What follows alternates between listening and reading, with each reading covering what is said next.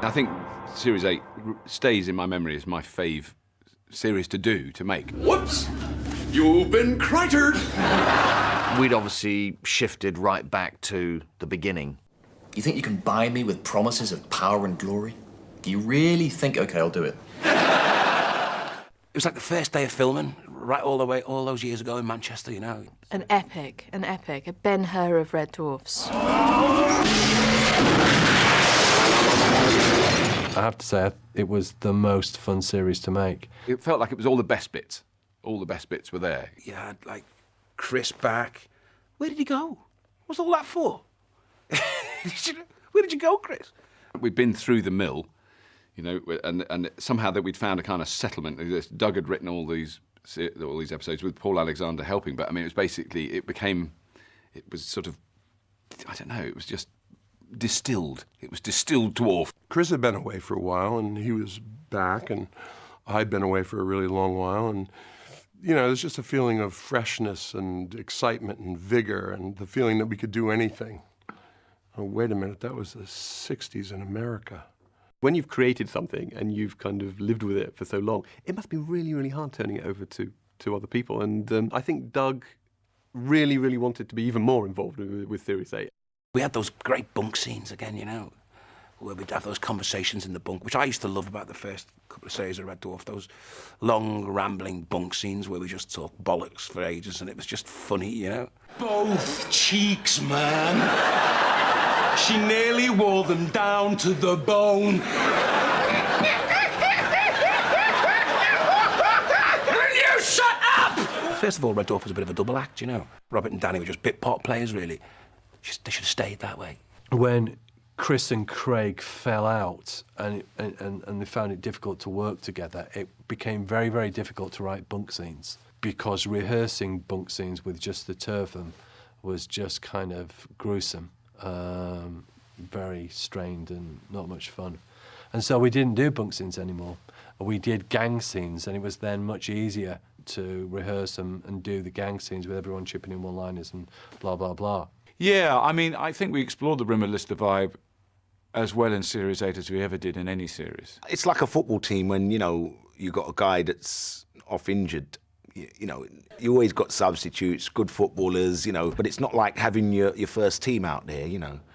Coming back to Red Dwarf was an easy decision to make, because I knew by that point that there was never, ever going to be in my life again a set of scripts that you look at and that you always laugh. Chris was, a new man. He'd shrugged off all his frustrations about the way the series was shot, and in fact he was complaining about how quickly Britis was shot and how they didn't do the retakes and didn't have the care and the loving, you know, of reshooting endlessly and keeping people hanging around. The moments I remember of that is the kind of first read-through when suddenly we're all back in the same room going, oh, brilliant, oh, this is good, you know. I like these people. This is good fun, you know, because there's all that, you know, I think that thing happens where you've got to arrange your whole life. And I had little children then, and it's like, oh my God, I've got to be there. And, oh, how do I do that? And I've got to, can you hold the kids? Porridge, quick, you know, wipe the table. And then you suddenly go there and you go, oh, it's this. Oh, this is good. I like doing this. There is no such thing as a brown alert, sir. You won't be saying that in a minute. And don't start in alert. All the affairs on the screen.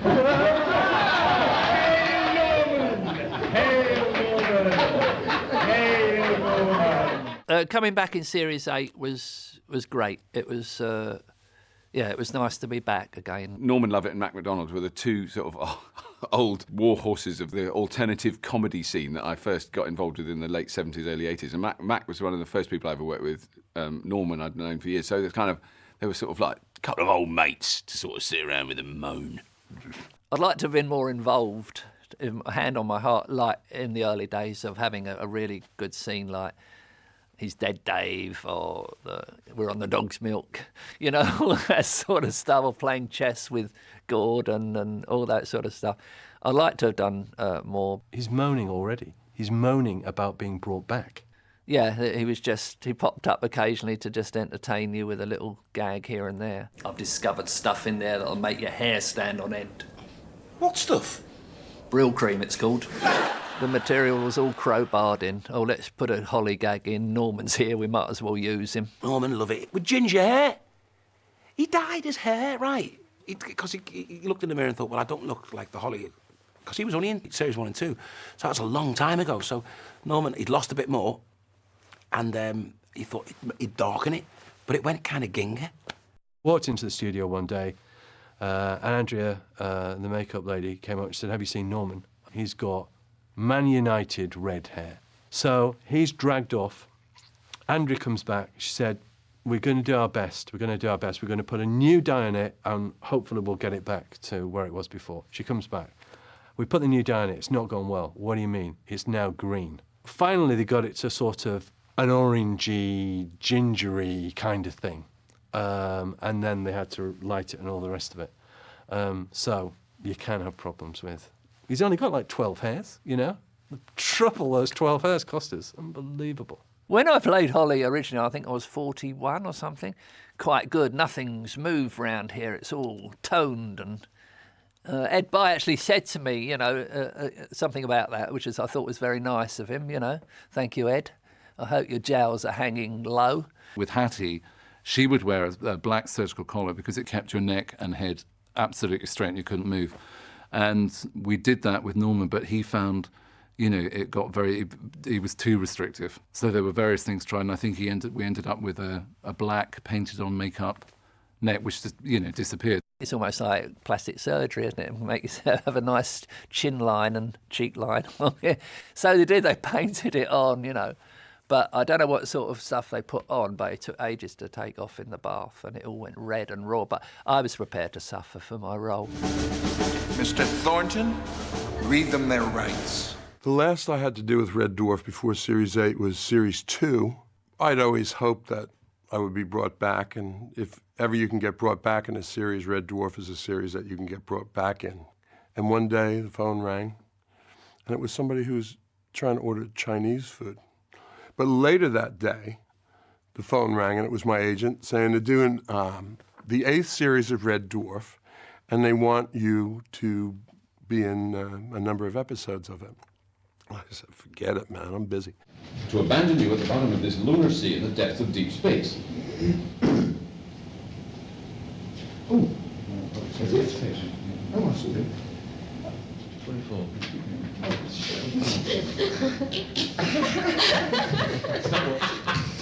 Not much changes in 7 years.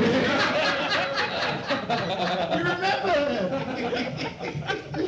Mac is just so funny. I just love Matt. Oh, you know, he's a terrific actor. Great. Mac McDonald just cracks me up. Whatever he's in, I'm always laughing. And because most of the scenes with him in, I wasn't in. You know, there was a lot of those, all those scenes where they go and see the, you know, he just makes me laugh. He's just a funny bloke. You did wonder what he'd been doing, having left Red Dwarf. You'd seen him in all these films, Captain Hollister, Mac. But you kind of soon realised that mainly he'd just been eating. And Doug, being the heartless bastard that he is, then turns that into his personality trait. Donut boy. And you're like, Doug, you can't do this. You did tell me once before, though, you do respect him, don't you? Respect him? A man whose family crest is made up of 2 cream buns and a profiterole? A man whose idea of a light snack is standing behind me, isn't he? Yes, he is. I don't know how Doug gets away with it, and I don't know how the people reading it don't go and lamp him one. Do you know what I mean? You can't ignore it. You have to explain why, you know, the captain of a ship is the captain of the ship if it doesn't look credible. If the crew discover I'm really just Dennis the Donut Boy, I'm finished. So I was thrilled with the Donut Boy idea because that just really seemed to make sense to me. That in fact he was actually much more like them than we ever first thought. I had this backstory of how Hollister came up through the ranks in the academy and all this stuff and became like captain of the Red Dwarf, which had to change radically because we find out that he just sneaked his way into being captain, which is much more interesting, I think, funnier. Guys, we got a problem! I wanted to have a new format. I was always intrigued, even when we wrote the pilot, of what would have happened if everyone hadn't died. And again, it's the series spinning off in a completely, almost reinventing the entire format for the series, which is something that I think Red Dwarf has been great at doing. It's never got stuck. You know how kind of Men Behaving Badly kind of got a bit stuck, so that by the time the series ended, there were these two 40-year-olds behaving like students, and it just felt slightly wrong. And that's never happened with Red Dwarf. It's always kind of grown up with its cast. Paul, he was really tenacious and very happy to keep going, and that's what you need. But we were bringing back characters that had existed in a previous existence. Now, really, the question was it going to make more sense to have something completely new design, and then have the thing, but you've got the same person? Or was it safer to go back to a semblance of what they wore before? And so that from an audience point of view, you'd sort of recognise, immediately, oh, that's what the uniform was. Also, the fact that it was back on Red Dwarf psychologically had it was a big plus thing for the cast. They all really had enjoyed working on Red Dwarf, and it seemed actually so much bigger than being on Starbug, which always seemed to be quite cramped. The big difference between season 8 and season 7 was I stopped taking advice from the people I'd been taking advice from. And it was a bit of a struggle, actually, to go, we're having the audience back. That wasn't as easy to implement as maybe people think. Series 7 was very successful, and we showed it to an audience, having shot it, and got their genuine, reaction. And that was fine. But one of the things that we missed, Doug in particular missed, was the interaction between performer and audience, which is not something you can tangibly put on the screen, but it's something that happens. You showered the girls. So hideously dull, I can't describe it. As they stand around soaping themselves,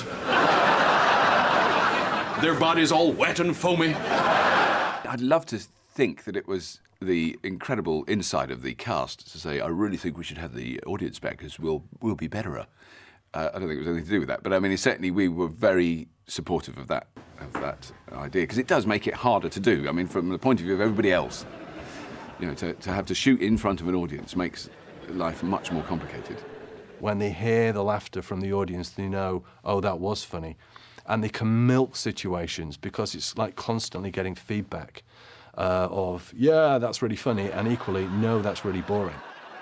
You do perform slightly differently when you're with an audience. You just take it up that level because of the sort of adrenaline of having the vaudevillian kind of adrenaline of having to entertain the masses in the room with you. So it just becomes slightly bigger and slightly more energetic, I guess. You do it in front of a live audience. It's a bit like taking an exam. You got one. Are you funny? You got one chance to get it right, and then if you haven't, the audience have seen the gags. The second laugh's not as big, And it's something that we've been used to, obviously, with Red Dwarf over the years. And having done the kind of filmic version, we thought, right, now we can create a hybrid. We can do a audience show that still has the production value and the look of Series 7 as much as we can. I'd never done a live studio audience before. We rehearsed and we did shoot 2 days of it on film. Then Friday night was the big night. We had full houses every Friday night, and it was wonderful. It was a really good atmosphere, a good environment, and I think it probably did help the cast, really up their performances. The other boys, they do stand up. They were very relaxed about it, and I was terrified. And there were kind of key moments in that series where we got really big laughs, and you just had to ride that laugh. And that was, that's what we'd learnt, 20 years knocking around on stage. That's that kind of, yes, you don't shout over the laugh. You let them laugh. Bring it on. I've never got praised for screwing up before. Every time I muffed up, they were laughing. It was like, oh, this is so cool. Yeah, we need a live audience, I think. Well, an audience. I hate saying live audience. We're a dead audience. Bloody hell. Oh, there have been dead audiences, haven't there? I've played in front of some. Guys, this is brilliant! I can't believe it! You know these people, sir? Of course I know them. They're in EastEnders. We got the old EastEnders crowd back again, didn't we? My two mates, Chen and Selby. who'd gone from series 1 of Red Dwarf to both star in EastEnders for years. I mean, it's an excuse, really, to go back to the characters that we liked right at the beginning. The airlock door swings open, they stagger out and run towards the camera as the cockpit blows up behind them, throwing them to the ground. The son of guns being cocked, the posse look up. Several men in masks loom over them, they pull off their masks. Selby and possibly McIntyre, somebody else from episode 1, stand there amongst the others. We were killed off in the second episode. And we went to Paul Jackson and Ed Byers and said, "Is that it? You know, we are now officially dead." And they said, "No, don't you worry. We're going to bring you guys back." And we said, "Well, how can you do that?" They said, "Well, there's all sorts of things like space gas, time tunnels. You leave it to us. We'll do that. But be ready. Wait for the phone call because you'll be coming back." 11 years later, the phone rang. Yes, I was surprised. Selby? Jed? Is it really you? Is it really us? Hang on, I'll check. Yeah, I think it's us. I was originally up for the part of Lister, but it wasn't to be. It was Craig's part. Craig did it. And you do tend to look back thinking, if only, what would have happened, you know? What would have happened? I wouldn't have had the career I've had and done all the jobs I've enjoyed doing. But you do tend to think back, yeah, nice part. Would have liked that. What's the book? Gideon's Bible. He follows me everywhere, that bloke. I was staying in a hotel once. He left his Bible behind there as well. Then 2 years later, another hotel, and Dozy Git left it behind again. I did like them bunk scenes. I can't express it much. It was like me and Chris going back to the old days, and there was some of the old vibe there as well. It gave us the opportunity to recapture something that a lot of fans have said is one of the strong points of the original Red Dwarfs. You're in there. Words out, they're going to throw the book at you, Listy. Followed by the bookcase and then the library, brick by brick.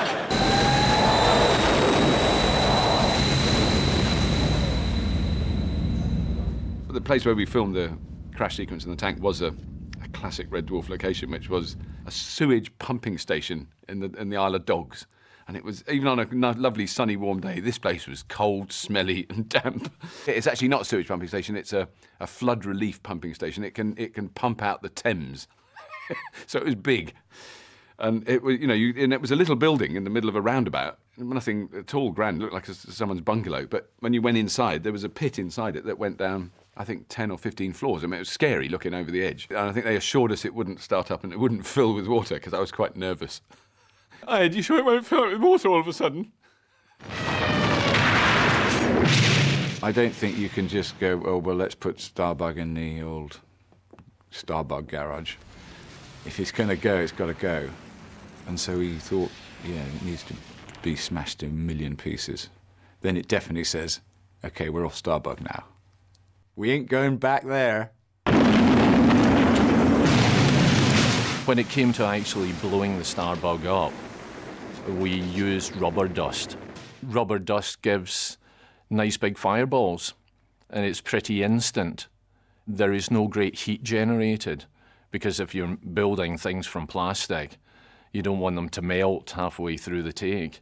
So all you do is ignite the rubber dust, and then you go in with a vacuum cleaner and vacuum all the burnt dust up, and you're ready to go again. And it was one of those other ones where when you read, that was often the case when we read the script, that was the kind of like us seeing the episode.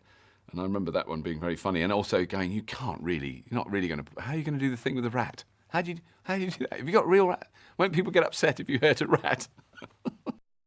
I was very keen to get a real rat specimen to examine, principally for textures and just to see the way it moved as much as I could. We actually brought this, I think it was 1 or 2 rats into the production office, and proceeded to get them out onto the desk, and they were kind of crawling around on the keyboards of the computers there, and I was trying to take photographs. Unfortunately, we didn't know at the time was that when rats get quite stressed and in an unusual environment, well, the rat was relieving itself everywhere, shall we say.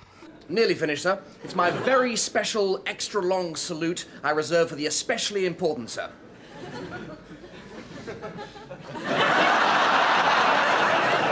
That grew from rehearsal. It had started out much shorter, I think, than it finally ended up. And it really creased me up. Constantly in rehearsals, it was Chris, make the salute longer, more elaborate, crazier, more, longer, more, longer. No, even longer than that. No longer than that. More, longer, more, longer. And Chris would do it a bit longer each time, but not really the whole kit and caboodle. And I was like, oh, this is so frustrating. And then on the night, for the first time ever, maybe it was because he was saving it, maybe it was because he was kind of almost cheered on by the reaction of the audience, that he really went for the whole thing, which was absolutely brilliant. I stood up and cheered at the end of that sequence. It's one of my favourite Red Dwarf bits ever. But the audience, of course, for any comedy actor, that is just a gift, because you can play it with laughs. You can sort of start off doing the salute, that's the 5, and then you can just keep going, because the audience is saying, oh, how long is he going to go on for here? You know, and then you can start doing some different things with it, and then you can just start going absolutely, completely mad with it until they completely stop laughing. And then you can take that bold step of going, well, I'm just going to keep going here. Keep going more and more with the salute until they start laughing again. And I think in Rimmer's mind, it's a question of the longer the salute, the more whoever he's saluting will appreciate it, which of course is a silly way of thinking about it. Can you tell me when you were created? Can you remember? 2340, sir. Very good. 2340. Now that's in the future, isn't it? Yes, sir. I was created after you died. Lovely. It was that thing where, you know, all those previous episodes and that weird world you'd been in, suddenly you were with the bloke that was like, you're all mad. What do you mean you've been through? What do you mean you shrunk Red Dwarf? You're daft. Where have you been? Where have you been for the last 2 million years? You know, this is normal here. Yes. Oh, yes, we're recreated by nanobots. Yes, all right.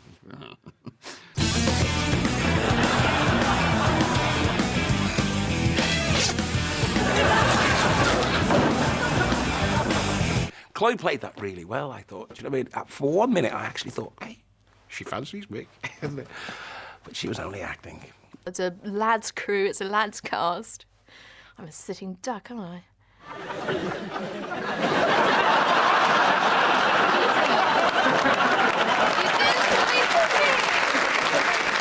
And there was the man with all the piercings. Oh, Nigel, I'm nice. John Lynch, who was an ex-bank manager. He'd retired and wanted to break the Guinness Book of Records of facial piercings, I think. Well, you've got to have a hobby, kid, but what's wrong with fishing? All your prejudices are always thrown in your face in those circumstances, because you assume that someone who has, I don't know how many, 48 facial piercings, is going to have a sort of, you know, he's going to grunt and go, what? And he was terribly well-spoken, retired bank manager. Imagine going into your bank and asking him for a loan. You'd think, nah, I'll leave it. You know, it's all right. No, you wouldn't get behind on your payments, would you? I mean, he had some piercings that he wanted to show us that even Craig didn't want to look at. But he showed us. Oh, my God, you are sexy. So very, very sexy. Hey, let's face it, most of the time he is the butt of the jokes and nothing ever goes right for him. So to have the sexual magnetism virus was quite fun, really. I can't remember who I got to kiss, but I'm sure it was some lovely people. No time to lose. You should head for the nearest one of these. Now, at the time, I was really annoyed about that when Doug said, you're going to, you know, we'll use your bald head as a joke. I thought, oh, yeah, well done. Well, Doug's bald anyway, not as bald as me, but he's going fast. Good. And at first, I thought, oh, yeah, bald moon. But now, I must say, I watched that recently, and I think it's a good joke. It's a good joke, and it works well. It's funny. So great. Well done, Doug. And well done, my head, for playing the part. What do you guys do? Computer programmers. The teeth, well, we had to go into Chelsea to have them fitted beautifully. Go back for several fittings, and these are because they're all fit to your mouth. I mean, they cost a fortune. They're porcelain. They're beautiful. You know, you'd almost want. Well, no, actually, you wouldn't want to wear them. We never got to keep the teeth. You know, who else is going to use them? Someone's got them teeth somewhere, and we're not allowed to have them. Who else is going to use them? They're made for my mouth. And it just automatically makes you, you know, talk like a divly.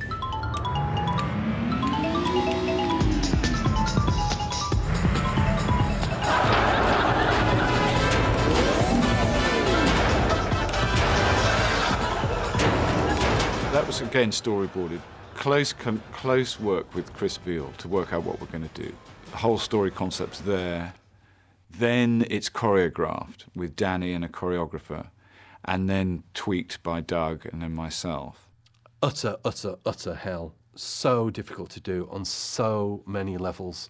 It took an awful lot of planning. When you watch the show, it feels like a very short sequence, but it really took months of planning to do. The original music was actually going to be like a big band thing, you know, and it was really quite swinging, the original demo. Everyone likes different music, and often people forget this is about what serves the story rather than what's your favourite music. So there's a kind of, I want to do this kind of, I want to do that. Then it was changed to something else that I didn't think was quite right. I was a bit too far away that time, sorry.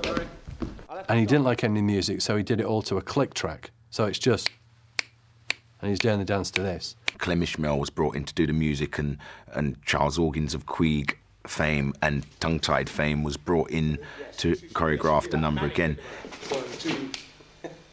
I think it's better the way you just did it the first time, and do this as one.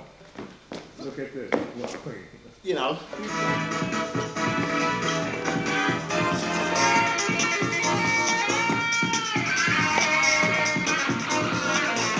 But then after that, it's simply a three-way conversation between myself, Danny, and Peter Morgan. Yet again, shot on green. You know, eye lines literally was a nightmare. You know, trying to see where you're looking, you know, dancing with a giant flying machine. At that point, we decided to actually put in a second dancer who would represent the Blue Midget, who Danny would dance with.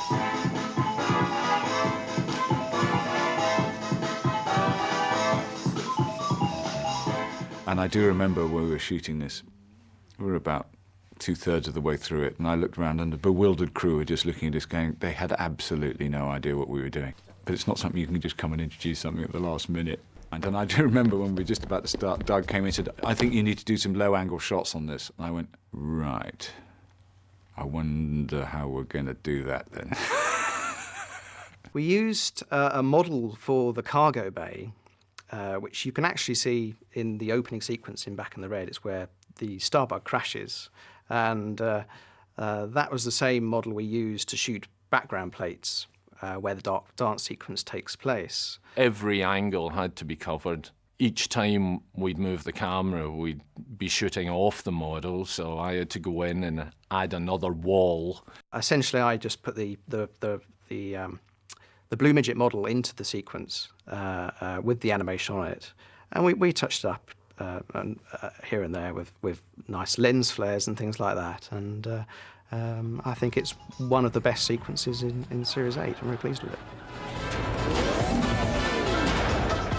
I think I'm right in saying there was a point where I just didn't go there on the internet anymore to see what the fans thought. But certainly my initial findings were that they absolutely despised the Blue Midget dance. I mean, I thought it would be a terrific set piece for Danny and Chris Veal, and I thought it would be something that, you know, you don't see every day on British telly. And also, it was part of the story. I think it's certainly true to say that it sits much better in the full show. Because you lose sight of how it fits in when you view the show separately.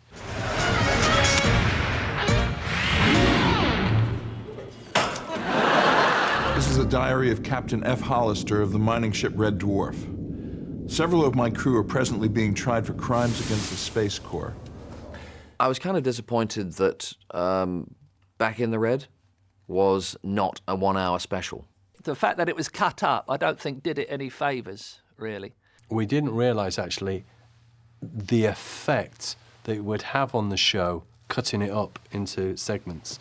We thought if it was recapped, it would still hang together, but I think there is a definite benefit from seeing it all in one slab. Doug Naylor can't write 30-minute scripts, you know. I mean, because what Back in the Red was it? It came in like the Yellow Pages, you know.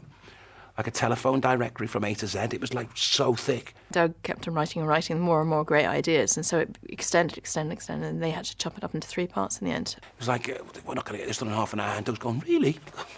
About Doug, page 180. It ran so much longer because it was funny, and people laughed, and that took longer to do than if you just read the script flat. I think it was going to be an hour, then it wasn't going to be an hour, but we'd already shot and got so much in that we thought, well, we can make this 2 half hours.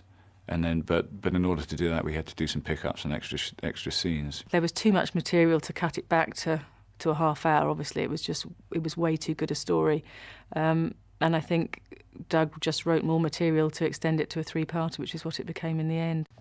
Because we're going out, you know, doing things where no one really knows the true costing, because a lot of the time it's not been done or blah blah.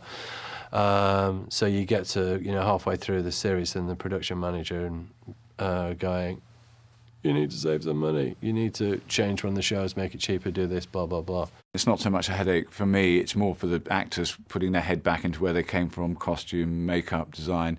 Tough for them. I think there comes a point where you realise that your job is to remember the lines and walk in at the right point. And that there was all these other discussions going on, which would have been with Ed and Doug, and, you know, just went, oh, how many episodes? 9? 9 out of 1. All right, I don't know. You know, you just go, I can't cope. 10. Let's do 15 episodes out of this one scene. There was this one eye on, write an hour and a half show is no bad thing in terms of the movie, because nearly all sitcom writers who do movies can't sustain the story arc over an hour and a half. And you can put that episode together and it's a pretty good big old wallop, that one. If you just cut the week out in between, it's pretty good. All the canaries will be dead within 1 hour, except for Rimmer. Yes! Who will be dead in 20 minutes. Cassandra was one of my favourites out of Series 8 because it had Geraldine McEwen, who for me was just this. I mean, she's an amazing actress. I mean, we had some great guest stars in this season. Just wonderful. Geraldine McEwen, proper actress coming in, getting covered in silver paint, stuck in a box. That was always the way. You'd see people that you'd watched and admired their performances for years. You'd seen them in long dresses, contemporary dress. You'd see them doing proper acting. And then suddenly they turn up on Red Dwarf and they're usually either covered in wood glue and hung upside down, or they're stuck in a box with wires coming out their ears. Makeup has given her this sort of spiky, icy, weird wig with, you know, sort of icicles and stuff on it. And we just literally gave her a collar that just accentuated so it was a sort of up and down thing, and it was made on the day. I understand you have the ability to predict... The future, yes, I do. 100% reliable? Yes. It was a very difficult timing, that one, because, you know, she's got to finish sentences that I'm starting and things like that. It's very difficult to get the timing right, because I remember it's not like down to the edit again anymore. It's done in front of a live audience again, you know. It really showed you what great actors are all about, you know. I mean, she really had it. You could tell she had that quality. And she remembered all her lines. The boys were on such good behaviour. It's a proper actress here. Oh, God, gotta be good. No dirty jokes. Funny, actually. No dirty jokes towards Geraldine McEwen, I noticed. No talking about her knickers or bra. Just me. Come on, no. Taking a bra off with me teeth age 181. That's a hell of a sexy way to go. So long as the teeth are in your mouth at the time, sir. It's such a fantastic little kind of mystery story as well as I mean, and it works itself out so well.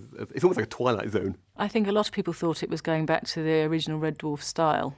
It tells a great story, and it's obvious, you know, to the audience watching how the story is put together. I wasn't sure whether elements of it would work.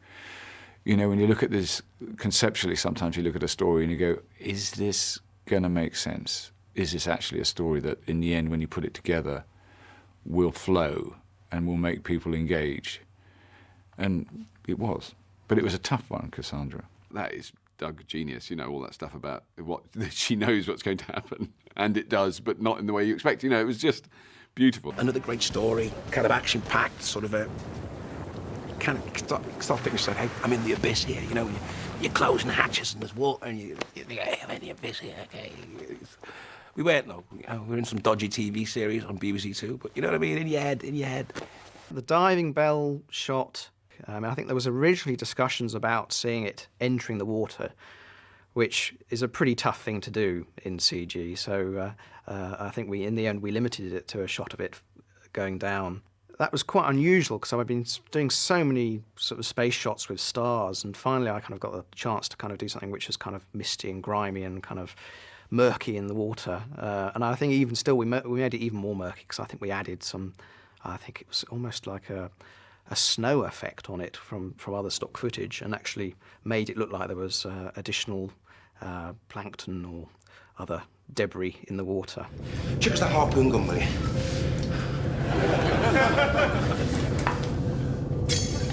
What an awful costume to have to wear. Isn't it? Squeezed up like that, it makes me face look like I've got like 16 chins. And just another really uncomfortable costume in hot lights and all that. Why would I want to sleep with you? I mean, it doesn't make sense. Maybe you get blind drunk. Well, it doesn't excuse my other 4 senses. We had a great fun doing that scene. Great fun. The Kochanski-Rimmer situation hadn't really been explored at all before this, and it was an interesting time to try it out. And it worked really well. And also, you know, as usual, Doug had put the two of them in the most seemingly insidious position. You mean you and me here giving it Riz, I do believe was the line. Rimmer never actually gets that many scenes with Kochanski. He doesn't really get to interface with her that much. We came on ready to do that scene. The audience were like, "Yay!" Because I came on with a blanket around me, and Rimmer was there keeping the bed warm for me, so it's kind of daunting. So, in other words, if I... What's that for? You can't die. Yeah, but I can still feel pain, you smegger. This was another very enjoyable moment for me in this series, whereas I got to hit Craig with an axe. Danny's never careful when it comes to hitting me, isn't it? Danny just gives me full throttle, mate. Pick up the pieces later on, isn't it? But then again, if I ever got to hit him, I'd do the same, so I can see where he's coming from. I don't hold it against him. I think I've come up with something which means you can serve your entire 2-year sentence in just 14 weeks. Oh, brilliant. What have I got to do? Become a dog. It's a Holly joke. That's a typical Holly thing, isn't it? That would be.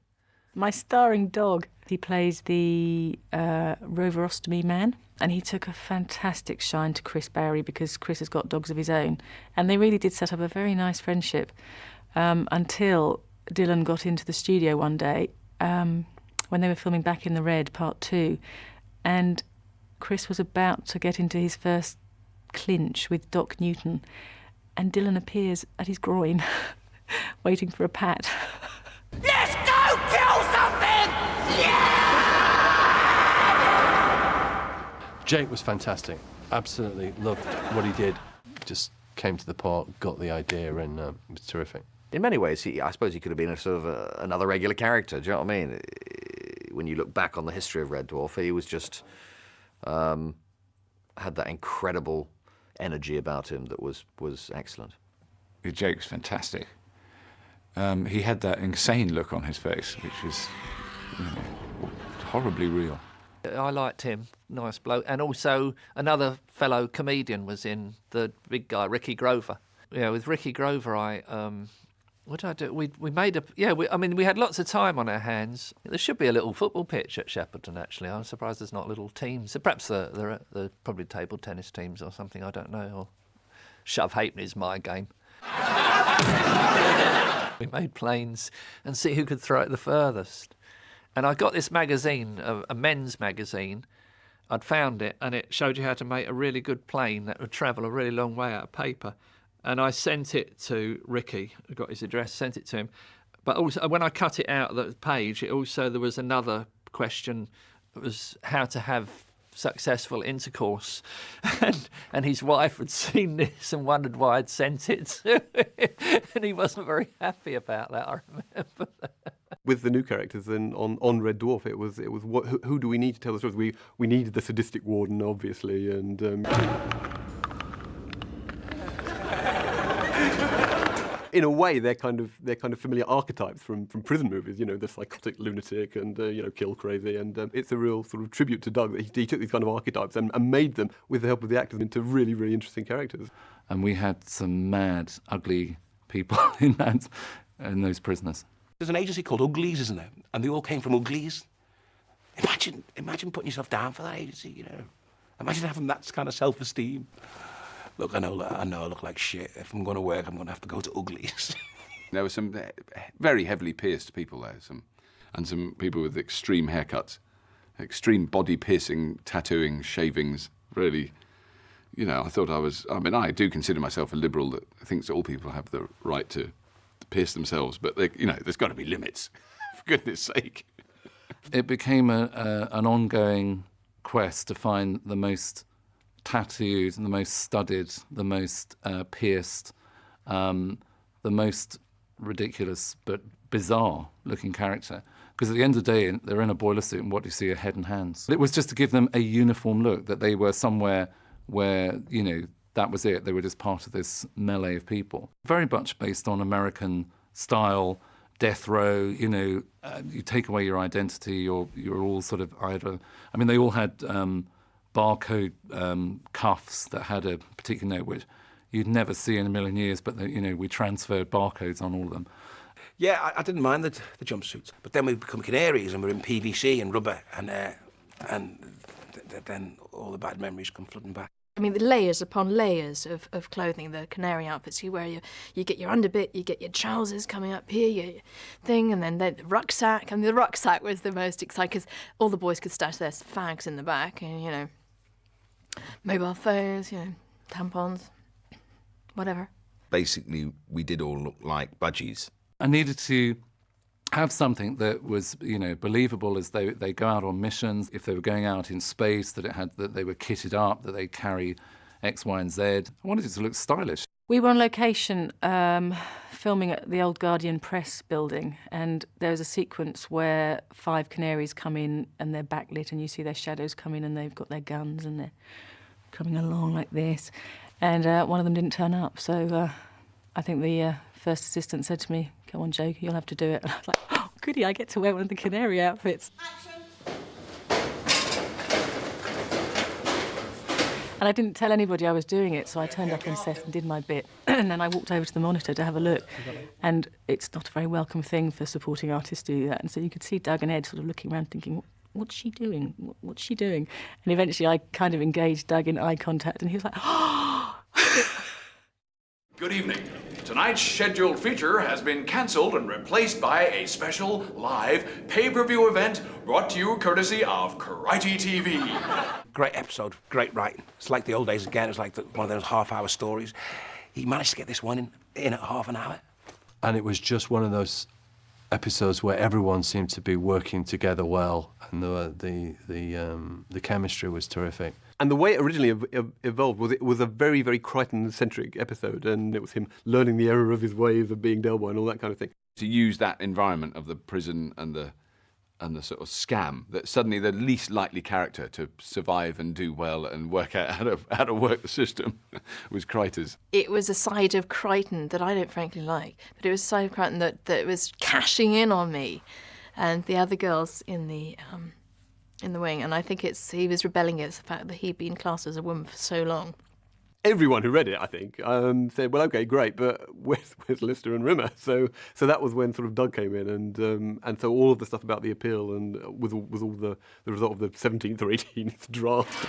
Sorry to keep droning on about this, but what about the appeal? And we all talked about, sort of Ed and me and Doug, about the idea of the Jeremy Beadle type shows. And so what we were doing, I guess, was extrapolating the trend of the Jeremy Beadle programs and docusoaps that were around at the time into what became Big Brother, and which now is about, are they going to get their kit off in the shower? So I think it was quite prescient in that sense.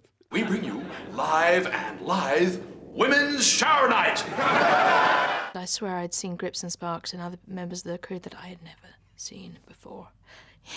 Are you actually on this shoot? Who are you? And they were all crammed in there into the shower scene. No, I'm just, because the lighting's not right. I just need another roof. We shot that sequence in a rugby club, and the rugby club smelt of rugby players. It was kind of rank, you know? And so on one side you've got this kind of rank rugby club going on, and girls being showered over there. It was a bit like going into a shop that sells guns and musical instruments. The weirdness of that mask is that it completely neuters you, and you just stand there and there's like nothing going on. I had my umbrella in my book. I didn't act at all, I was just standing there. This is what I really feel like. Look, she's beautiful. She's got nothing on, she's all wet. And I think it's the perfect punishment for sexual offenders. You just stick that head on them and then let them out in the community. They won't do anything. And you'd know. You'd be able to tell. Bloke with the orange pointy head, don't stand too near him. It's a bit of a weirdo. Good evening. Sorry? The black and white bee movie. I did get called on that one day by Mel, and he said, "Can you build us a flying saucer?" And he said, "You've got 2.5 hours." So the flying saucer that you see in the Bee movie is mine. Embarrassing moment, we were filming a flying saucer, which was about this big, spinning around off a piece of fishing wire with lights going off it, and the Star Wars production team came past, followed by the Star Wars special effects group, who were all looking at us with our little with our little bit of string and our little thing. We were going, "No, we meant to make it naff. We don't want it to look good." Unfortunately, I wasn't able to come to the studio recordings for Crikey TV, and they had to do my bit separately, which is a shame because I was ill with a kidney infection, which is a bit of a bummer.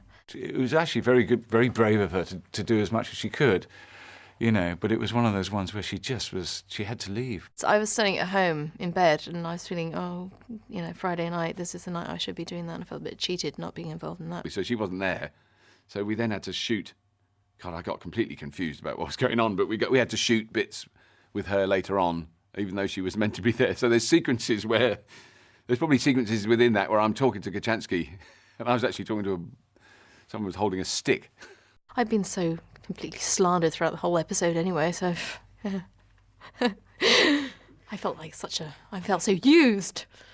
There was a moment in the space shuttle, I think it is, that's going off from Red Dwarf with the canaries in it, and as he's describing this, we cut wide and all the men in the shuttle cross their legs at the same time. We're not frozen in time, Crichton. We were just thinking about what you were saying. And that got such a big laugh on the night that we don't often do this, we actually had to shorten the laugh and make it shorter, because it went on and on and on and on and on. I can't believe you don't know. No what? No one told you. Told me what? You mean to say you're standing there blissfully unaware of the news about Miss Kachansky and her ex-boyfriend Tim? What news about Miss Kachansky and her ex-boyfriend Tim? I don't believe it. Believe what? I'm so traumatized, no one's had the guts to tell you the horrible, terrible, appallingly hideous, awful news. The basic first joke sequence was, have you heard the news about Miss Kachansky? What news about Miss Kachansky? You mean to tell me you haven't heard the news? And that went on endlessly in a series of repetitions. Robert couldn't quite remember the repetitions. And so I said, look, just improvise it. You know where you've got to go. Don't be absolutely rigid on it. These are the points you've got to get across. I'll put enough cameras on it so that we can cut it down if it goes wrong. Just have a go at it. That was very unusual for Red Dwarf, where effectively we just ad-libbed it. I have a date with Miss Patricia Carling from Supplies on Saturday night. She thinks my eyes are my loveliest feature. If I go like this, I'm only half lovely! Well, Graham McTavish as Ackerman, I mean, that to me was just one of my abiding memories of the whole series. In real life, extremely charming, but when he did the sort of walkie up to you and do the pointy aggression thing, I was quite frightened. I'm very sensitive. You spoke again. He's one of those guys who's got that facility to be mean, unpleasant, angry, as an actor, not as a person, and pull it off really well and be funny. That's the good thing. And he's completely understands about a man a pompous, arrogant man in high authority who gets totally humiliated. He completely understands how to play that, and he can do it really well. The slightly mincy touch of the camp, fair game. That wasn't written that way, but it gave a kind of extraordinary edge to it, which was probably maybe even scarier than just the straight, psycho. I mean, he was menacing, but there was this kind of underlying, really comic kind of thing, and especially in that episode where you found out that he had the hots for this woman, and he wanted to look his best and be his best, and so his way of doing that was to be a total sadistic bastard to the prisoners and get his eye back, so he could go on a smoochy date with his beloved. I mean, I think that tells you all you need to know about the character. That's encompassing both sides of the character. It was one of the scenes that I remember clearly when I was reading it. I was reading it on the tube, and laughing out loud at that somebody stole his eye. I mean, it's just ridiculous. You wanted to do a whole show about him, really, ultimately, because he just brought this fear, this frustration, this anger, this disappointment about his whole life that I thought was just tremendous. I think he's a man who enjoys the company of women, or, at a push, men dressed as women. Dad, who was a traffic warden, mother, maybe works for the Inland Revenue. The kind of man that sees pain as an essential part of any career path. A lot of uniforms, a lot of admiring Dad in the uniform, a lot of maybe dressing up like my dad, maybe dressing up like my mum. He has a vivarium, I think, a lot of snakes in his life. Likes looking at things that are sort of cold and reptilian. He's not hurting anybody, well, not much. And one that I never actually discussed with them, but I would have loved to have shown how big my arsenal is in outer space. It's the big, did you know, he has the biggest arsenal in outer space. Very, very extensive. Lots of crossbows. It's nice. I'll show it to you.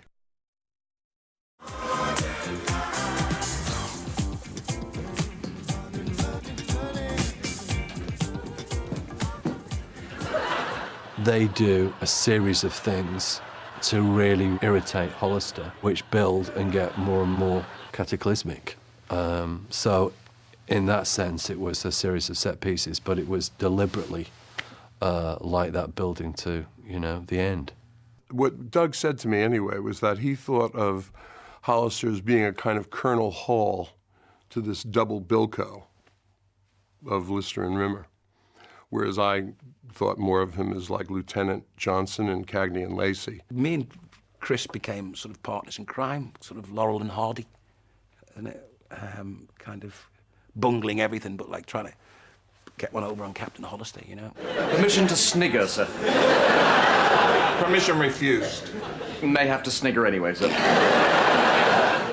In that sort of situation, it's usually, they can come together and do that, but there'll always be a little twist at the end where one of them tries to stuff the other. Well, I'll tell you what was really hard for me, and that was, the speeches about, do you know what it's like when a dinosaur eats cow vindaloo, 2.5 tons of mint chalk ice cream, followed by 400 crates of orange ice pops?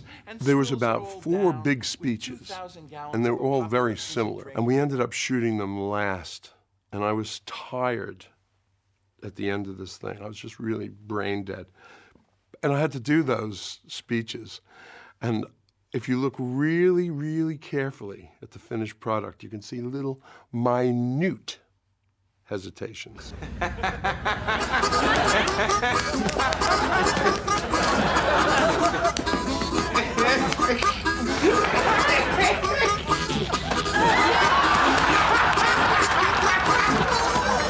It was a progressive shoot, so you do a bit, stop, do something to him, do a bit, stop, do something, and do a bit, no, do a bit. Very simple process, but again, a way of doing it as cheaply as possible without very, load of sort of CGI effects. I mean, it was a case of just hack it off with a pair of scissors. We had to pre-record that for obvious reasons. We couldn't do that in front of the audience. Although you'd be surprised at just how much a TV crew can expand when they realise that 2 of the cast, even us, are going to be naked. Because I wasn't in the scene, but I remember being at the side. I can just remember being at the side when they were filming that, so that they were waiting before they went on. But listen, I thought if those 2 have been kissing, what can you do next? They kiss in the first one, they've got to go naked in the next, haven't they? It was tongues last time. Well, I mean, neither of those guys has anything to be ashamed of. I could tell you that. They have nothing to be ashamed of. I seem to remember there was a bit of a debate as to sort of how naked we were going to be, but I think we were pretty damn naked when it came to it, you know, with having to cup our privates with our hands. Chris, if you're watching this, nothing to be ashamed of. At one stage, I thought they were going to say, you've got to shave it up. Isn't it? Do you think I'm an Italian footballer? It's so well shot, isn't it? I mean, it's just amazing. I think they had trampolines and things like that to dive over things. Looking at the screen, though, Chris's work was brilliant. Chris flew at one stage. It's a really funny sequence. And doing it in Hollis's office is great. When they're trying to be on their best behaviour and suddenly they're flying about, breaking all the furniture.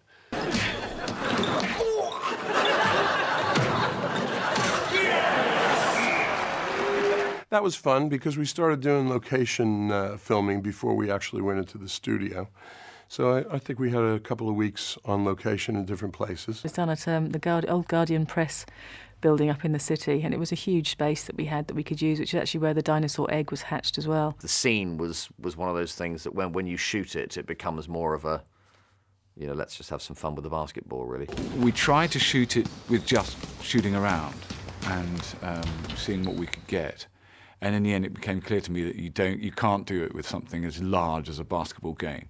You have to set up certain gags, shoot them, and get on with it. Harlem Globetrotters. You just take your whole, you know, big baggy shorts. It's got all that with it. And, you know, the guards, it was literally a colour. You just retain that sort of black and red, slightly sinister. We made their shorts skimpier and tighter.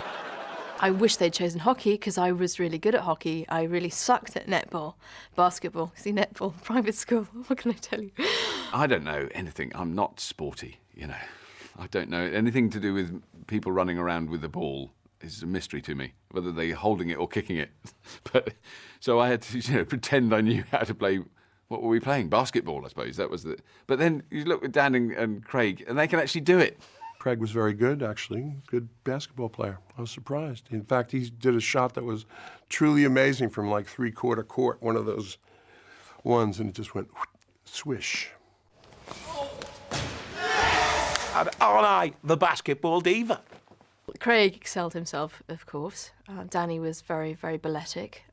Crichton, Roberts just went, oh, God. And Dan was doing slam dunks. You know, God. I knew what a slam dunk was. I didn't before, but I learnt then. He explained it to me.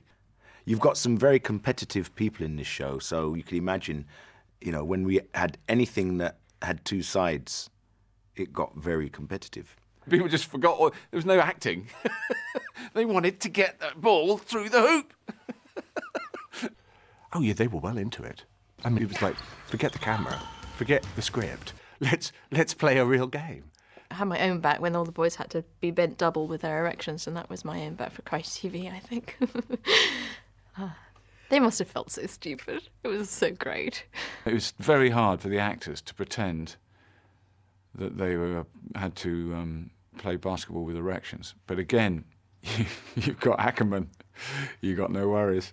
Having to be bent double, leaning forward with your arse sticking out and clutching your groin for hours, actually. Hours and hours. It was pretty difficult. I thought Hollister should have been really proud of his. Kind of walked around and, yeah. I think Pete probably was the most ambitious script of all of them. Certainly it has every element in it that you could ever imagine shooting in an episode of Red Dwarf. From probably even before I came on board to do the 8th series, they wanted to do a dinosaur, because I think Chris had said, you know, Chris Veal had said there is dinosaur software available. So they were going, how can we bring in a dinosaur into the episode? The episode expanded, and we needed to get our money's worth out of the dinosaur, because we had a dinosaur. Chris had created the dinosaur in the computer. And people just felt, well, it's a shame not to see more of the dinosaur, and for that would mean a second episode, and we'd run out of money anyway, so that was the way we went. Doug was under lots of pressure to cut the budget, and he had this idea for this mega expensive. Not that a dinosaur episode isn't mega expensive, but he had this idea for this other mega expensive episode at the end of the series where they return to Earth, and it turned out that that basically there was no money to do that episode, and so he originally intended the sort of the finale of the series to be a two-parter, the second half of which would be they return to Earth. And so what he had to do was, because he already had his expensive dinosaur episode, was make that into the two-parter. So kind of spread the money to 2 episodes. We'd be doing episodes like, and then it'd be, all right, let's do the scene from Pete, and then get the boxes in. All right, all you got to do is look up there. That was it. I don't think it was too much of a stretch to actually turn it into a two-parter. It wasn't like we were writing acres and acres of padding. There was loads there already. I would stand behind the barrels and go, why, where are the barrels? Bobby, you remember when we were in the big aircraft hangar thing? Yeah, and there were the barrels. Yeah, well, you're standing behind them there. Oh, what are we doing that bit where the dinosaurs? Yeah, I like to. Chris would explain it. Bobby, it's quite simple. I'll explain what's going on. We're doing an episode of a series called Red Dwarf. This is true. This is what I know that, Chris. I know it's Red Dwarf, but why is the dinosaur here? If you'd read the script, Bob, let me show you. A 7-ton theropod is not going to eat Indian food. An Indian restaurant may be, but not Indian food. A 7-ton theropod is not going to eat Indian food. An Indian waiter, no problem. Indian food, forget it. Don't put that stuff in, you're going to spoil the taste.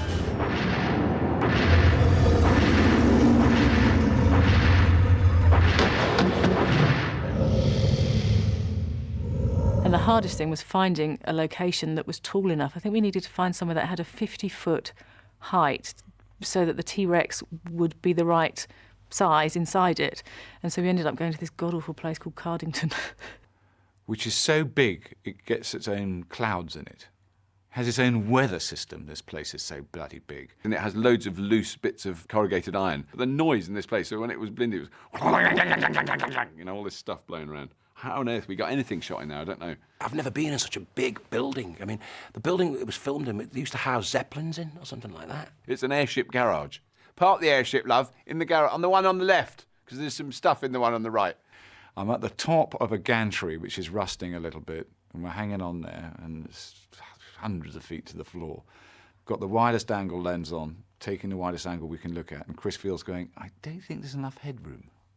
You need somewhere, where a camera can kind of get up fairly high, and somewhere with good space for the dinosaur to run around in. Considering the budget that they had, the dinosaur's fantastic. I mean, and what other sitcom budget would you get a dinosaur rampaging through? To visualise it, I actually bought up a lot of transparent printouts of renders of the dinosaur, and we were able to lay that on top of the monitor and get an idea of camera angles, eye lines, and the such. You haven't got a live dinosaur there or anything like that, so you're playing to it like, and you've got some guy with a stick, with a stick saying, there's your eye line, there's your eye line. And our eye line is the green bit of tape, love. Oh, is it? For God's sake, I was looking at the bloody balloon.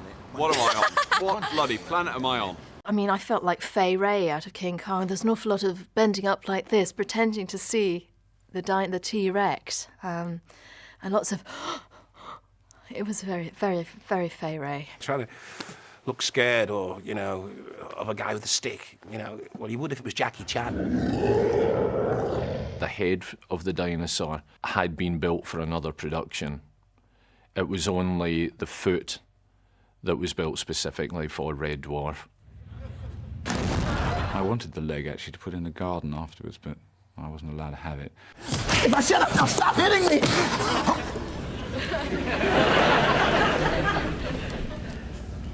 That is definitely the key. I got to a good thrashing from Mr. Ackerman. He had to be quite padded up for that, because I went for it. I went for it in a big way. I was a bit worried. Had a bit of a, wouldn't say delighted look on his face, but not one of your normal faces when you're beating someone up. But it was a bit cramped, so I couldn't get a good, that was the only annoying thing. You need a good swing. We want a Barney with Barney. Don't want any sane people spoiling it. Yeah, Ricky Grove, who played Baxter. We blew it lots of times when we were doing scenes with him because he didn't even have to say anything. We were all laughing. So Kill Crazy would go, little dinosaur, and he'd go, yeah. And he's got this big face, he's huge. Ex-boxer and hairdresser. What a background. And he's such a, big, heavy man, and yet he runs like a tank. I mean, he's like terrifying when he runs towards you. Because there was a sequence where he had to steal the time wand from me, and I had to go, hold it like that, and then he would run. It was that embarrassing thing where you'd be holding it like pretending that he wasn't going to grab it, but it was literally, bang! This thing just was shot out of my hand as he legged it past. Grabbed it off me, hey, time wand, yeah. Yeah, the Scutters were always had a lot of emotional problems, and Bob and Madge, it wasn't easy for them. And they were heavily, in their earlier forms, heavily affected by taxis. In fact, by anything. I think if you had a watch near them, they'd go wrong. But by season 8, they were better. I was first asked to work on the Scutters. That was the request up front. They said the BBC are not involved this time, so there are no plans, no drawings, nothing. Here are some episodes, see what you can glean from those. And I hadn't ever seen a Scutter before, so I didn't really know what it did. And the special effects guys took me out to the car park and gave me the remote control and said, OK, you operate it. I didn't know what I was doing. I couldn't make it go forwards or backwards. It did backflips, but I couldn't make it do anything else. We hoped that we could bring them alive a bit more. As you say, the technology's there now, and it's got much cheaper, which is always the byline for Red Dwarf. They might have been a little bit more reliable. They might have been quieter in operation. And their control boxes might have been slightly more 90s than 80s. Well, because we didn't know how the BBC had made them, that was a trade secret, I went in quite blind on it. My colleague had resprayed a Scutter about 6 months previous, and he had resprayed it in the summer outside his workshop. So I went round to his workshop with a sheet of tracing paper and traced the outline of the Scutter, and that's how I knew the dimensions. What is it? I think it's Archie, sir. One of the confusing things was that the bits we shot for one episode would end up in an extended version of another one. So Archie the Penis was originally in Cassandra, one of the early parts of Cassandra, and that was then chopped out and used in Pete 2. It worked better with everything else that was going on around in that episode. We didn't want to, potentially have to cut Archie and chuck him away. Archie had a lot of trouble running around the cell the first time. He got stuck. His string got caught. You know those kind of little rabbits that go around at the greyhounds chase? Well, imagine that, only with a firecracker up the rabbit's butt. It was like a furry caterpillar, just sort of being pulled along until you realise that actually it's supposed to be his penis. I've tried to make one at home, and it really didn't work.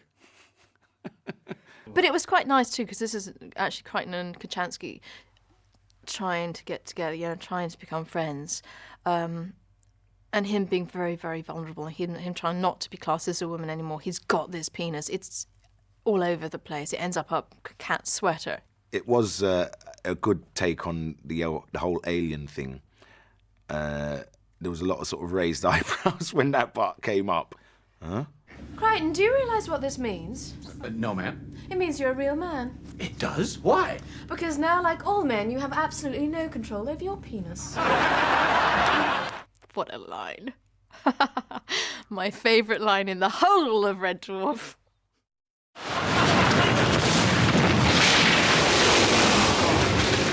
Every dog has his day. And today's the day.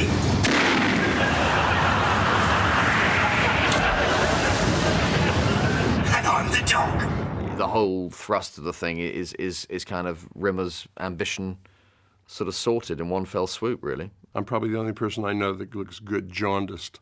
I mean, that was wonderful because a lot of it was spent lying in bed, which is one of my favorite things to do in life. If you get to choose ever how you're going to do a scene, always choose lying down. And also, lying down in bed with a very beautiful, gorgeous body, just, feet away, is not a bad way to go. And also Heidi was there as well. Beautiful girl. It was to have something that, had the idea of someone who was spiritual in the future and then obviously have this other side. So it was a case of take something that was just very, tunic based and very sort of simple, like Sackcloth and Ashes, but in the future. Alert, alert, a Chocky Nut Bar. A Chocky Nut Bar has been removed without payment. A Chocky Nut Bar has been removed without payment. Alert, alert, shut up. Don't shout. Alert, alert. I think that's one of Doug's specialities, writing, voices for relatively inanimate objects, talking to actors. Take your hand off me speaker then. Promise to shut up? Promise. I had my circuits crossed. Alert, alert. The fact that, me arguing with a vending machine turning out to be quite amusing was all down to Mr. Slattery's brilliant training as a man who can voice just about anything. Tony Slattery, I've got a lot of time for. I think he's very talented guy. Such a nice bloke. I did a weakest link with him, celebrity weakest link. I came third. He won. Him and Vanessa Phelps ganged up on me at the end. They were in the footlights together, Cambridge footlights, and I'm a comprehensive kid. And I was the strongest link in nearly all the rounds. And then the old school tie came out right at the end, and they voted me off. Mel Bibby came into my workshop one day and said, "Do you have anything that looks like an orange escape pod round here?" And he said, there's no money as usual. So I felt very guilty about the whole thing and said, "Look, I'll help you out. I'll design something, I'll build it. How long have I got?" He said 3 days. I said, "Okay, we'll go with that. But for my services, you can buy me a bottle of red wine. I'll do it for a bottle of red wine." And Mel stood there and thought for a few minutes, and he said, "Now, is that a £5 bottle or a £15 bottle of red wine?" I completed the model in the given time, and Mel, bless him, bless you, Mel, he gave me 2 boxes, not supermarket boxes, 2 crates of red wine, 2 cases. Actually, I felt terribly sorry for Doug because a lot of the time during the lunch break, when everybody else would be having a proper break, Doug would be over in the edit suite looking at either the previous day's footage or, the first cut together of whatever episode we'd just done. So he didn't ever really get a lunch break, and the poor man was, rung over and said, "Come on, we're back on set, you need to get back over," and he rushed over there in his car. Got in the car, ran in reverse, mistimed it, terrible crunchy noise. It's like, oh, God, what's that? Look round, and it's Craig's Rolls Royce. My car's just so mangled and exhaust is hanging off, and his Rolls Royce was absolutely pristine. I promise you, not a scratch. But Doug's bumper had come off and a headlight had been smashed, and the special effects boys came along, jacked the car up, fitted the bumper back on, and it was all done and dusted within a couple of hours. But I don't think Doug told Craig until maybe the end of the shoot. And I thought it's probably not a brilliantly smart idea to go, "Craig, don't worry about it, mate. I know you're about to do this scene. Bit of a crash, Rolls Royce, but honestly, no damage to your Rolls Royce at all." I didn't think his mind would be on it. So I waited, I think it was about 3 months before I told him, which was at the wrap party after I'd very carefully monitored the fact that he had had 6 whiskey and lemonades. Or perhaps he's never told you about it. Really? Was this my Rolls? Yeah. Why? Did he hit my Rolls? He apparently drove into the back of it. It's Did in he? the script book. I'm not, revealing trade secrets. No. So he drove into the back of my Rolls. He never told me. Isn't it? Well, isn't it? There's always other Rollses.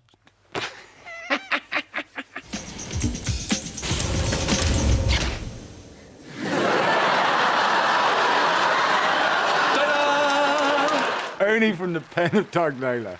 Outstanding. A little present, ma'am. No, Crichton. No. He set me up, didn't he? This is absolutely not what you're supposed to do when a woman is having a... He'd done a completely reasonable and good thing. It wasn't bad. He wasn't trying to be nasty. He was trying to be really good.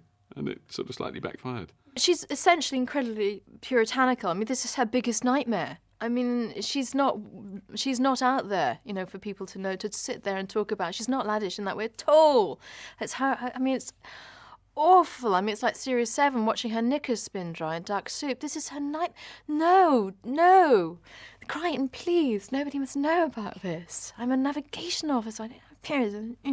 Let away.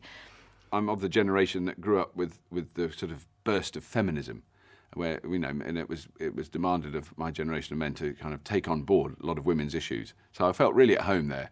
You know, I have a happy period. I wish I'd done that in 1974. Oh, no, I mean it. There's one of those scenes where you go, I have no problems with this at all. I just absolutely know it's going to fly, this scene. In terms of an audience scene, you know, as a sort of pure comedy scene, but also very clever because it's using Crichton's naivety. That set was behind another one, so they couldn't actually see it in real life. They could only see it on the monitors. So there's that wonderful moment. And there's that thing where, yes, this is going to work, you know, beforehand. And we just stood there. I stood there till my arm ached while they were, this huge laugh. Women screaming, You're drunk. Drunk, sir?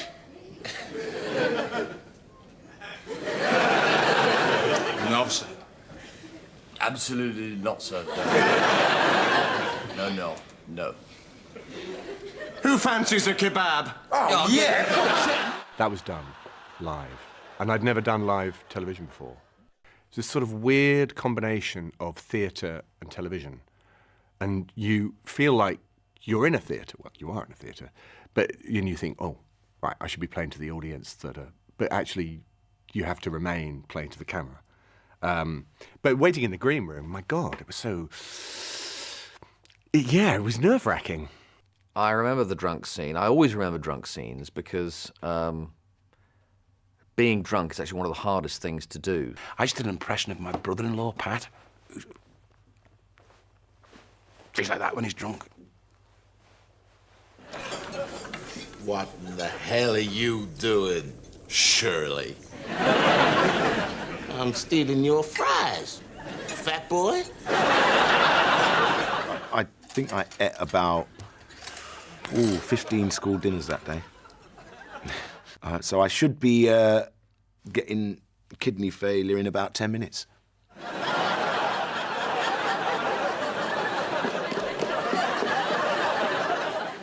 Danny in a dress. Funny you should say that. Didn't get any reaction from the downstairs department seeing Danny in a dress.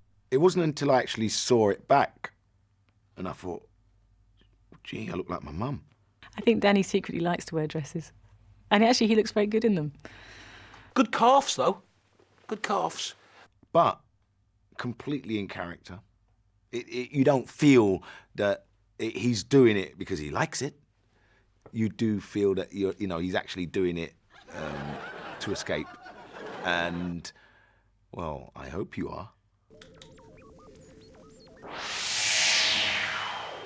There was the device to create the mirror universe, no design for it as such. So I thought it would be quite cool if it was built round a can of leopard lager. So I got one of those from props. It was empty, of course, so I didn't even get a drink out of it this time. I just remember all of that mirror sequence, being an absolute, trial to get through. That sort of reminded me of the Series 5-6 days, just as the sort of complication and the hanging around and all that sort of stuff that we had to do for that. But, worth it in the end. At one point, it got very confusing because we took a break and I found that I could play the violin left-handed, which was amazing because I had never been able to play the violin at all before that. Somebody call me. I like playing that part, and I always like playing alternative cats for some reason because I always, my thing was to always make sure that people still saw him as the cat. The Professor was very, had elements of Dwayne Dibley about it. Put Danny in a pair of teeth and a bald wig, and it's a good characterization. So you just take that whole moth-eaten Professor look, and Kochanski was the archetypal blonde bimbo. You'll need to ask the Professor then. He does all that stupid sciencey brain box type stuff. Yeah, it's kind of stereotypical, big blonde and fluffy hairdo, wasn't it? Lots of fuchsia lipstick. But what you didn't see was the bottom half, which was a really tight miniskirt and fishnets and again, one for the boys, you know. Cesium francolithic mixyalbidium rixy dixy doxy dexy droxa. There was a test tube mistake, and where it should have changed colour from one side of the universe to the other, it didn't. The test tubes were wrong. There was white in the wrong test tube, something like that. And in fact, she was slightly different the first time. No, you don't want me. You want the professor. He does all those sciencey brain box type stuff. It was rewritten, completely rewritten. And I remember Doug shoving this thing under my nose just before we did it. And I wasn't very good at sight reading. I was like that, but it was fun. It was nice for me to do something completely different. By the end of Series 8, the running sub-commentary behind the scenes was how sometimes certain members of the cast had difficulty memorising certain things, and that I think Doug just had a laugh. That's when he said, right, I'll give them something they won't be able to remember. They gave me a very long, made-up medical word that ended in oxide. Cesium francolithic something or others. I'm not even going to try and remember how to say it. Cesium, oh no, sorry. No, it was just... It ended with Rixie, Dexy, Doxy, Dexy, Hoxa, Hexydroxide or something. Doug didn't think it was sayable anyway, and he wrote it. So he basically said, oh, you know, just make something up, Dan, you know. Just say anything. So I actually went away and learnt it. Cesium francolithic mixyalbidium rixy dixy doxy dexy droxa. He was remarkably good at it. And he could say it really fast as well. But the fact that I learnt it meant that Rimmer and Lister had to repeat it. And I think everybody had to repeat it. Cesium francolithic mixyalbidium rixy dixy doxy dexy droxide. Yes! Oh, cesium francolithic mixyalbidium rixy dixy doxy dexydroxide. Was that not used then? Because I remember having to bloody learn it. Cesium francolithic mixyalbidium rixy dixy doxy dexydroxide. Because obviously by then, now Doug's got that look in his eye, well, if Dan can do it, you can. Cesium francolithic mixyalbidium rixy dixy doxy dexydroxide. I do remember having to learn that, and it was one of those situations where I think I did kind of get it on the day. Cesium francolithic mixy... We all had to learn it. We were all, even Craig was having trouble. We all had to walk around and we were arguing. No, it's Rixy, Dexy, Dixy, Hexydroxide. No, Dexyhoxide. No. Yeah, it daunting, but hey, we've had 8 seasons of learning practice. I, of course, kept my usual standard. And Chris was good as well, I think. I don't know, he probably got loads of outtakes now of us all being really, really crap. Cesium francolithic mixyalbidium rixy dixy doxy dexydroxide. Not to be confused with cesium francolithic... Cesium francolithic mixyalbidium rixy... Oh, shit. I'm so sorry, guys. The last one was almost all right. No, it's shite. Cesium francolithic mixyal... And what happened? They didn't use it. The first ending, I think we were concerned that there was no cliffhanger. And you're always slightly concerned if you leave it completely closed that you won't get another series.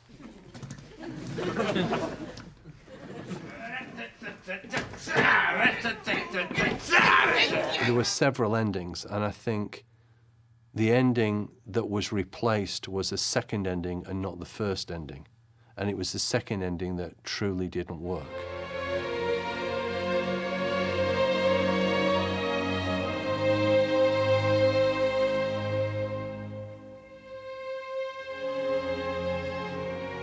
The first ending could well have done, but for some reason we went past that and ended up with a second ending, which was then replaced by the third ending. They changed the ending from this conga line to having Rimmer with the Grim Reaper, which is a kind of a dark end to it. Your life is over.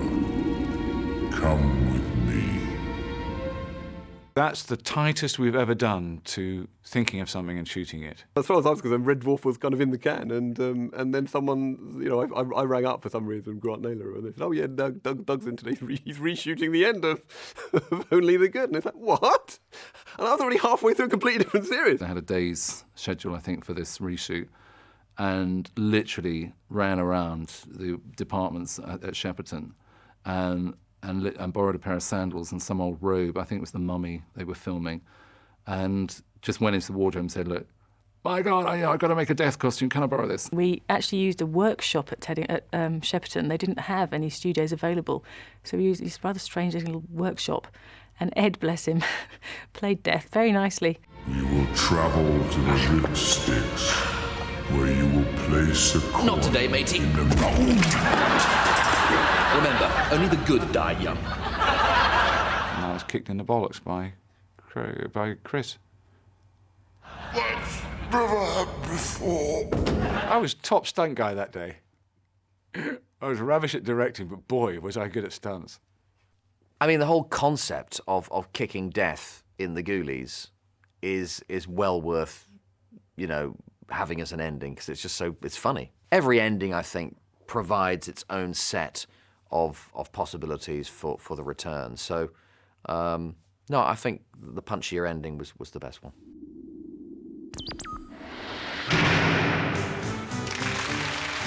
I don't consider the series done with, no. It's just which way we go. As everyone knows, I've been trying to get the money for the movie, which I may or may not do.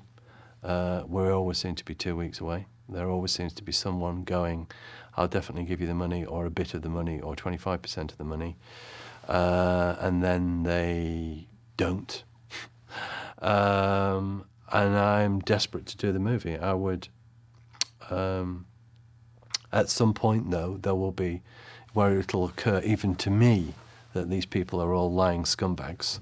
And it's time either to do something completely different or to do some special Red Dwarf specials or a Red Dwarf series. And I think we're pretty close to having to make a decision one way or the other, quite honestly. But what that is yet, I truly don't know.